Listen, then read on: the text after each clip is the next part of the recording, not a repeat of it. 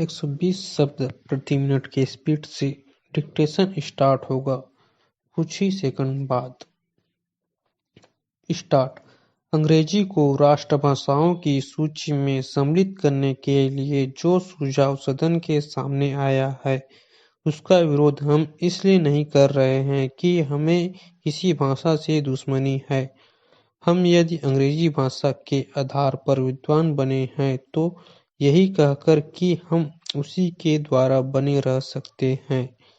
हिंदी को पीछे रखना उचित नहीं है। यह भ्रम सारे देश में फैलाया जा रहा है कि हिंदी से हमारी प्रगति नहीं हो सकती है।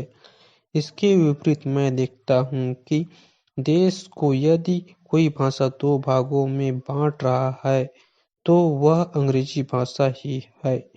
जिनको हिंदी नहीं आती वे समझते हैं कि हिंदी पढ़े लिखे लोग उन पर हावी हो जाएंगे। मेरी समझ में तो यह बात नहीं आती जो आदमी विदेशी भाषा का पंडित बन सकता है, उसे हिंदी का साधारण ज्ञान प्राप्त करने में कौन सी कठिनाई आ सकती है। हिंदी तो इतनी सरल भाषा है कि थोड़े से संपर्क से ही आदमी हिंदी जान लेता है और अपने भाव प्रकट कर लेता है। ऐसी अवस्था में यदि हिंदी राष्ट्रभाषा का स्थान ग्रहण करती है तो हमारा अंग्रेजी से संबंध टूटने वाला नहीं है।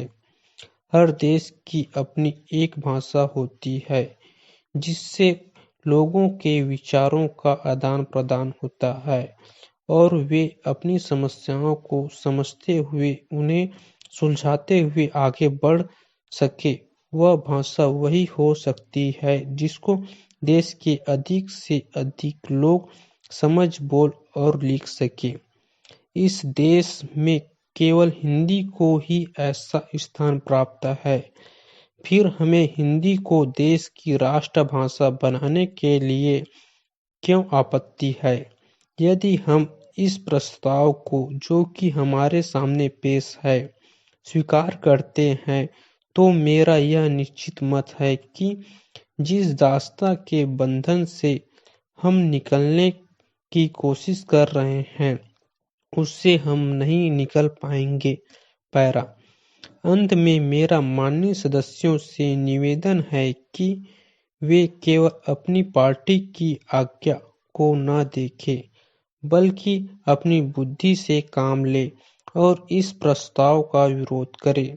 यदि यह प्रस्ताव पास हो जाता है जो कि बाद में कानून बनाने वाला है तो वह आजादी के जो हमने 200 सालों के बाद प्राप्त की है उससे फलने फूलने में बाधा आ सकती है।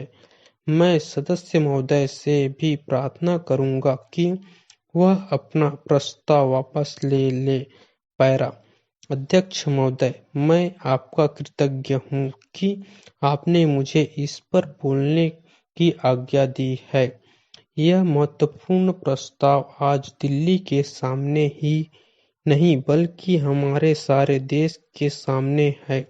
पिछले 2-2.5 साल से बराबर हम इस पर विचार करते आ रहे हैं और यह सोच रहे हैं कि हमारे देश में जो असमानताएं हैं उनको किस प्रकार से दूर किया जाए।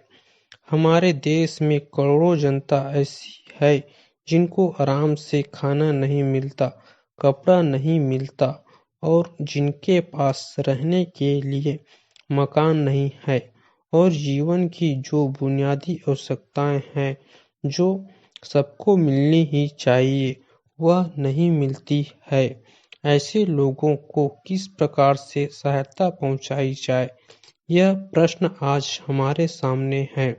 इस संबंध में जैसा कि माननीय सदस्यों को मालूम होगा कि हमारे देश में जो सबसे मुख्य पार्टी कांग्रेस पार्टी है वह इस प्रकार के आयोजनों को आगे बढ़ा रही है। इस बात पर कई महीनों से विचार हो रहा है।